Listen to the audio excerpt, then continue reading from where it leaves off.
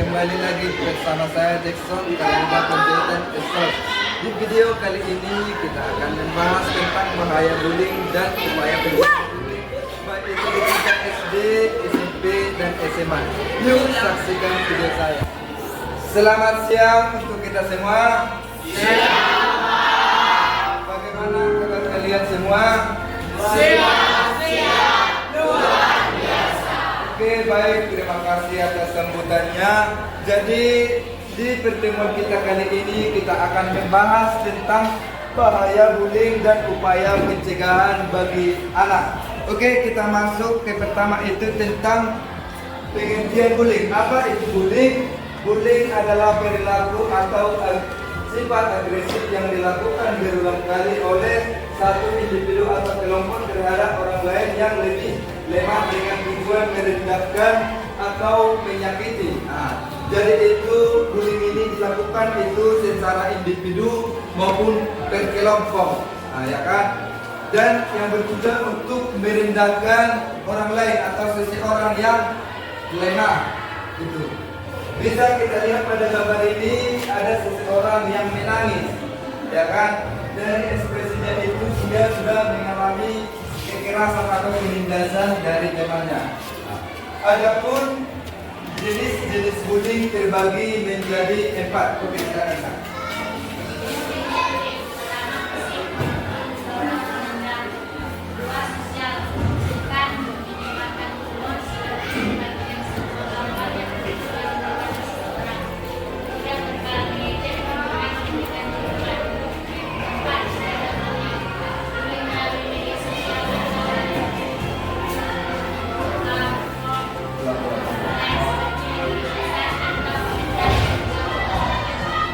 Oke, baik. Jenis bullying ada 4. Yang pertama itu dilakukan secara fisik. Fisik ini bersifat memukul, mendorong, dan menentang. Bisa kita lihat pada gambar ini. Itu salah satu contoh dari segi fisik. Baru yang kedua itu secara verbal, mengejek, menghina, dan memberi julukan. Maaf ya kepada misalnya yang berkulit hitam. Terbalikkan itulah merupakan salah satu contoh gitu ya, atau dari segi warna kulit. Baru kalau dari segi sosial dia di sini menyebutkan menyebarkan rumor seperti membagikan sebuah gambar yang lucu yang merendahkan seseorang. Misalnya ada aibnya di temannya, ini disebarluaskan. Bisa misalnya seperti membuat stiker gitu ya, adalah entah fotonya yang tertidur dia di dalam kelas, ada kawannya yang iseng-iseng membutuhkan gitu ya. Itu kalau dari sosial. Baru yang keempat itu cyberbullying. Ini dilakukan bullying melalui media sosial atau platform online seperti mengirim pesan atau komentar yang mengganggu atau mengancam itu. Ini dilakukan dari handphone, dari media sosial ya, seperti mengirim pesan atau komentar yang mengganggu atau mengancam gitu. Dibuat lagi dari identitasnya, misalnya Google langsung dicek misalnya si kawan ini gitu ya. Itu kira-kira itulah mengenai jenis-jenis bullying. Baru masuk kita, apa sih dampak dari bullying itu? Dampak bullying itu ada 4. Silakan Pak.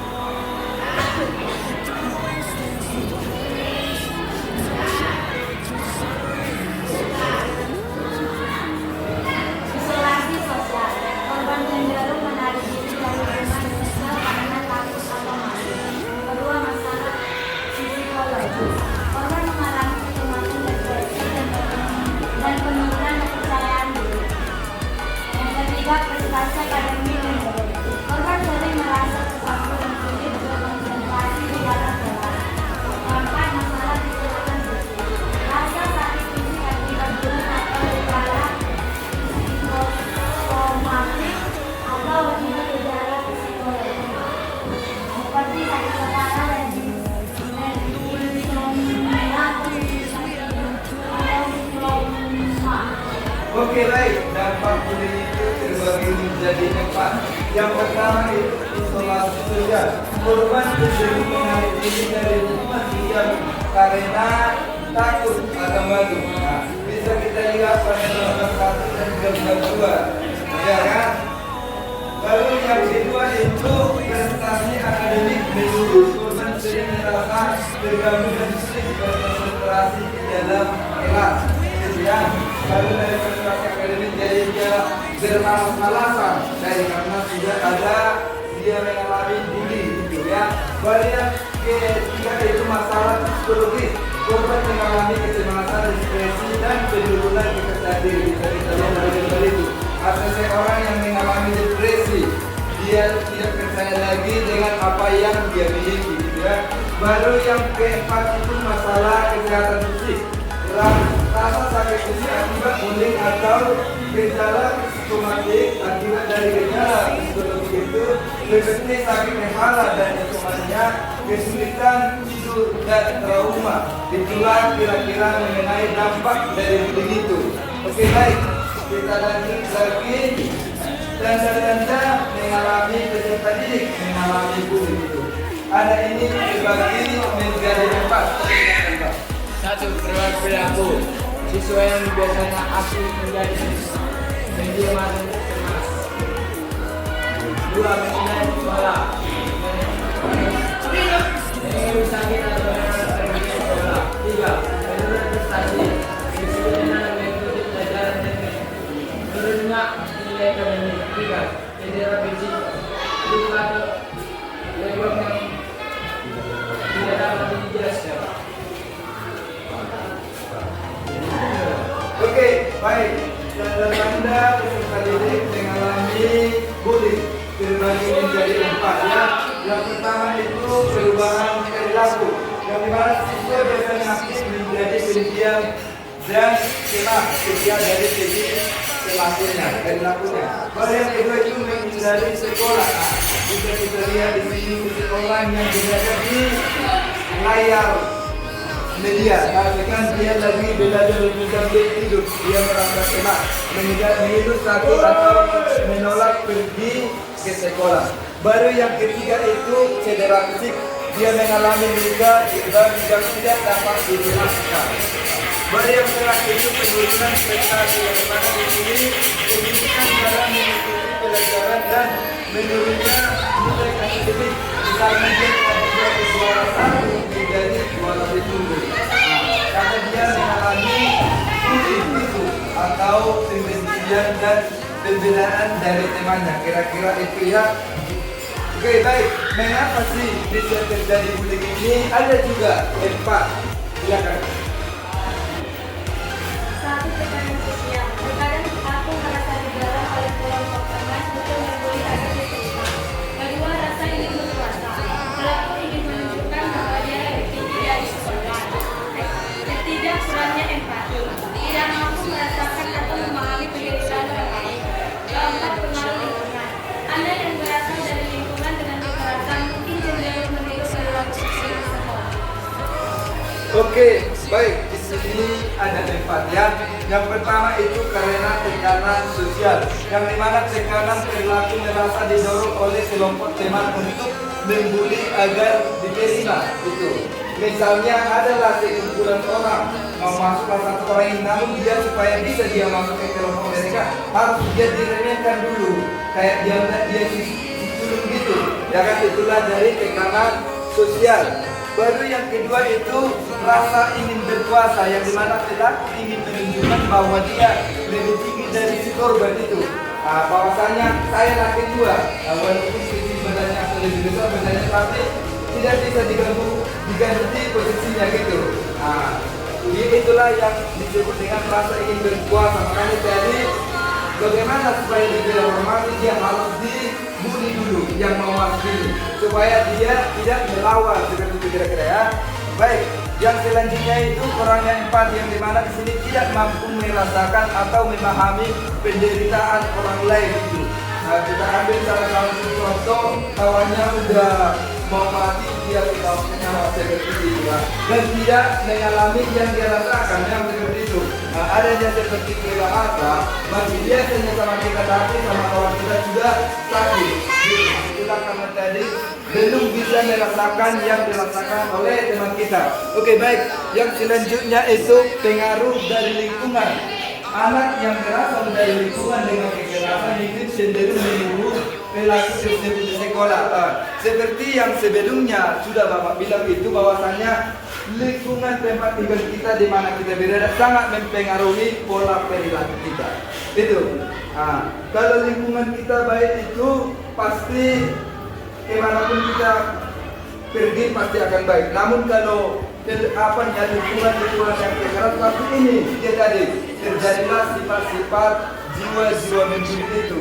Oke, kita lanjut lagi dampaknya. Dampak tajam juga terbagi menjadi 3. Yang pertama itu gangguan kesehatan mental seperti mengalami depresi dan kecemasan.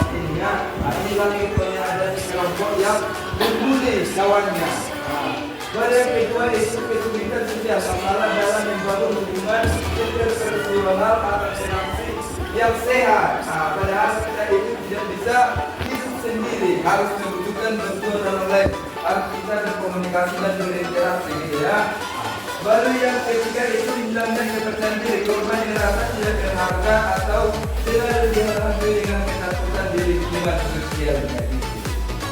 Kira-kira kalau dia menjadi hilangnya kepercayaan, misalnya dari dia dari segi pintarnya dia carikan, karena dibully dia jadi sidang dia, karena kita mendapatkan dari suara sapi itu sudah menjadi nomor 10 misalnya, karena sudah hilang rasa kepercayaan yang dia miliki. Gitu.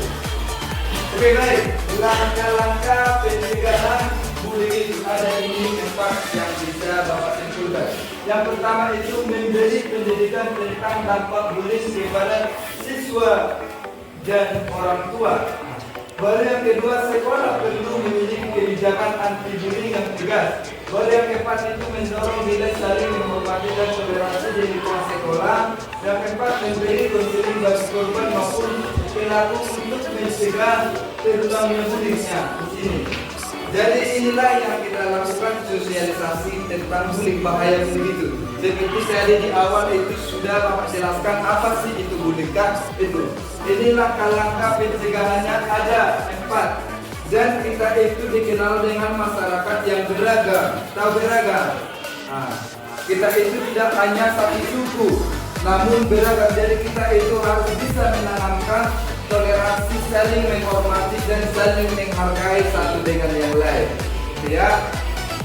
Oke, baru kita lanjut lagi. Adapun peran orang tua dan guru. Oke, silakan Pak.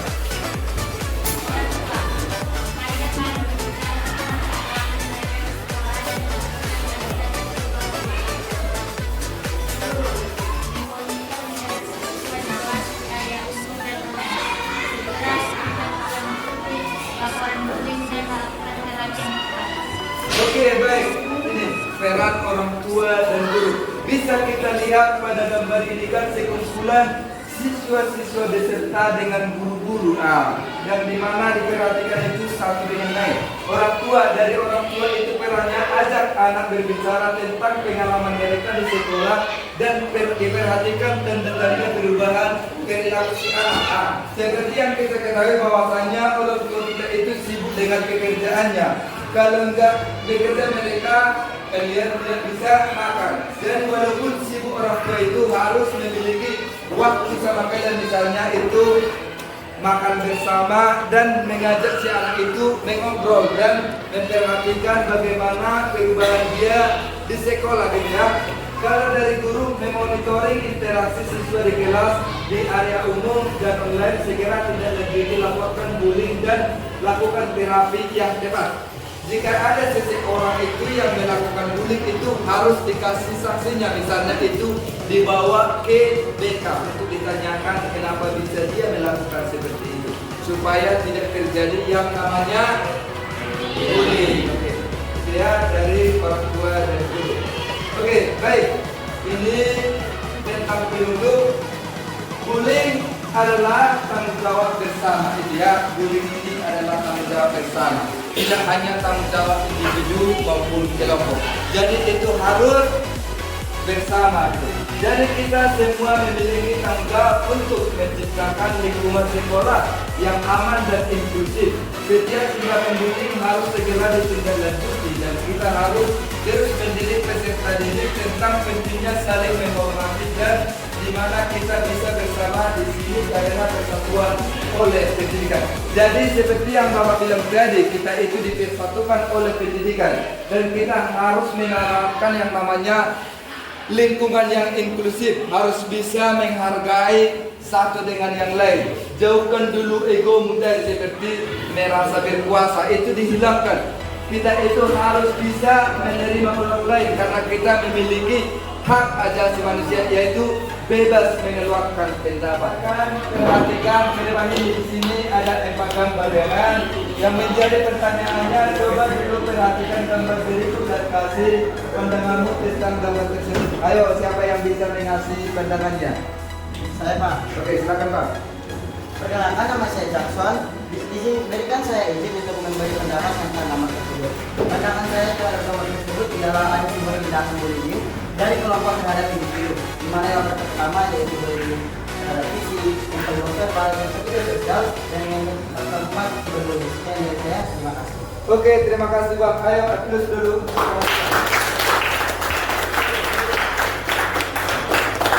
Oke, baik.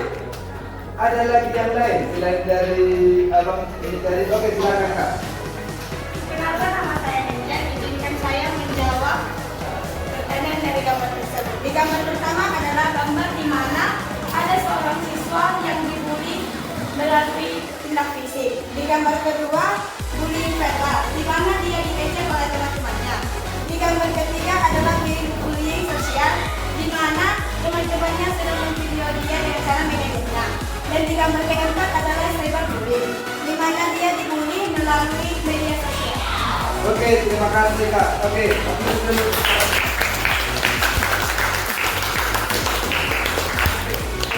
Oke, baik.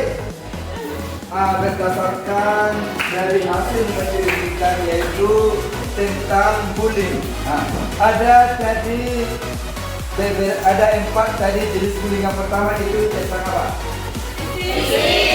Yang kedua? Yang ketiga? Yang keempat? Oke, baik. Adapun tadi upaya untuk mengatasi supaya tidak terjadi bullying itu bagaimana kira-kira? Harus saling menghargai dan oke, silakan diperhatikan ke gambar ini. Berikut gambar upaya pencegahan bullying. Gambar 1 itu stop perlindungan bullying. Baru yang kedua itu mari bersama ciptakan lingkungan belajar yang inklusif, berbineka dan aman bagi semua. Yang keempat itu, yang ketiga melakukan ini rumah belajar.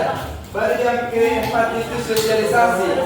Itulah kira-kira upaya untuk mengatasi supaya tidak terjadi yang namanya bullying. Oke, jadi untuk itu ayo kita sama-sama membuat gerakan stop bullying. Oke, 1, 2, 3 ya. Stop bullying! Bullying itu tidak baik. Jadi kita semua di situ harus bisa saling. Oke, sekian dan terima kasih. Saya sama ucapkan atas perhatian.